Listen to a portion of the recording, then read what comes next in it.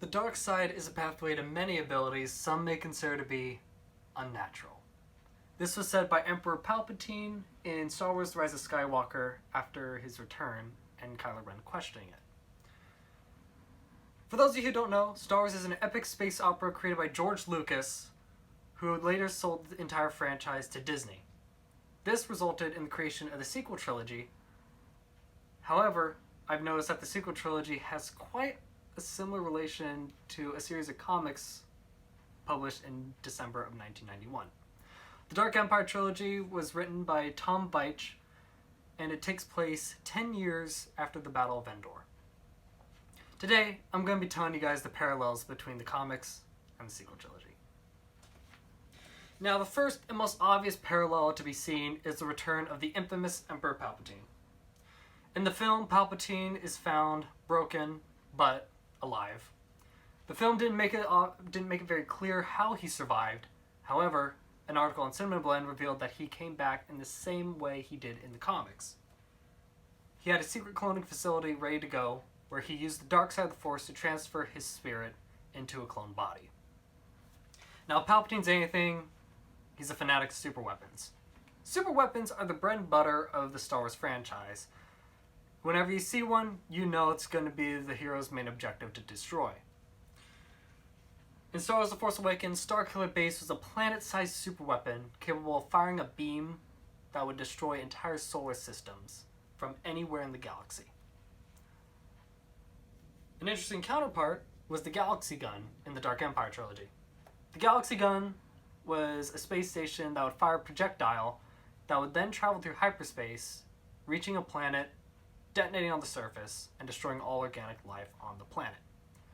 However, this would render the planet uninhabitable in the process. Now, not all superweapons are planet killers. It really just depends on how you look at them.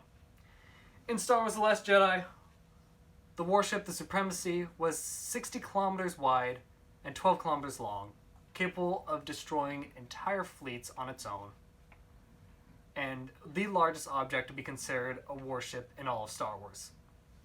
It was only destroyed after the Resistance cruiser Raddus crashed into it at the speed of light. However, due to the enormous size of the ship, it was still operable even after being split in half. In the Dark Empire trilogy, Emperor Palpatine had his own flagship, or should I say flagships. The Eclipse 1 and the Eclipse 2 were about the same length as the Supremacy. However, they had something very different.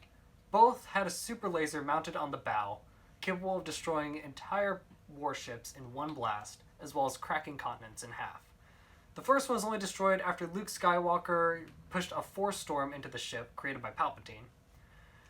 And the second was destroyed after R2-D2 hacked into its computers and crashed it into the Galaxy Gun, destroying both superweapons in the process.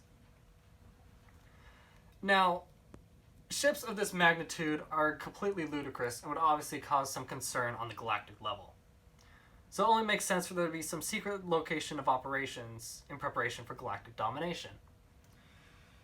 In The Rise of Skywalker, Palpatine was located on the planet Exegol, a secret Sith world where he constructed an enormous fleet of Star Destroyers, each with planet-busting capabilities, with a promise to the galaxy that when he returns, he's offering either peace or total annihilation. In the Dark Empire trilogy, Palpatine had retreated to a secret world in the deep core of the galaxy, the center, called Biss. Here, he had gathered Imperial warships from across the galaxy over the years after Endor in preparation for his return. In both the films and the comics, the dark side has always found a way to cause galactic terror and audience entertainment.